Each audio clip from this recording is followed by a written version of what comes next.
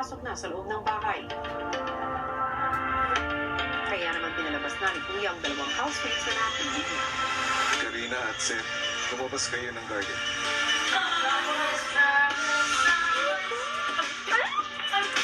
Hello!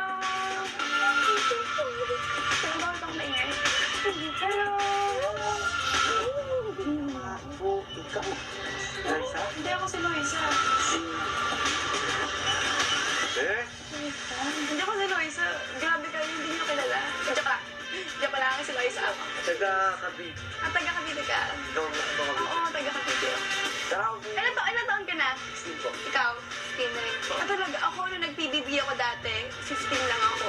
Hanggang sa ipinasok na ng dalawa ang kanilang bisita. Yung bisita natin, si Ma'am.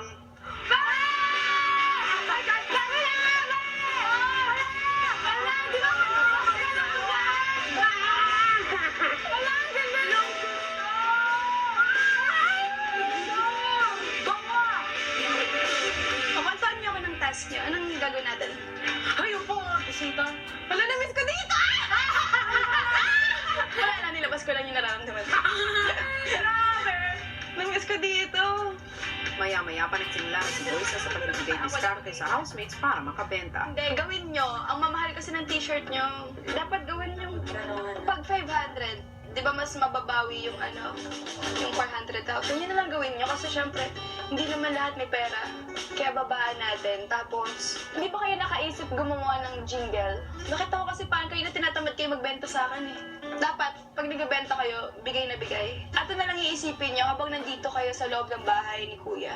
Ibigay nyo lahat ng best nyo, lahat ng makakaya nyo. Basta isipin nyo na lang, hindi kayo forever nandito sa loob ng bahay. At sinimulan na nila ang paggawa ng isang video para mas makabenta. Gagawa tayo ng video. So, kasali ka sa amin, ma'am. Oo, sasali na. Yay! Kayo, Bili na kayo. Dapat na sumasayaw ay baliw na sayaw. Adi, ganun o. Sumayaw ka. Kaya mayaw ka, Maya. Game. 5, 6,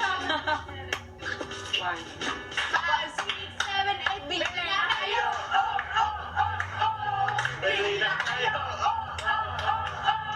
Bili na kayo ng damit sa akin. Ay, pasto. Thank you! Sa puntong ito, magpaalam sa inyong bisita. Thank you. Bye-bye. Bye-bye. Bye-bye. Ingat kayo. Sobrang nag-enjoy po talaga ako, Kuya, and natuwa po ako sa kanilang lahat dahil ang babait po nila at saka ang sarap nila kasama, ang gaang po nila kasama na lamdam ko agad po na welcome ako dito. Ako ay natutuwa at maraming salamat sa pagtulong mo sa mga housemates. Thank you po, Kuya. Thank you po.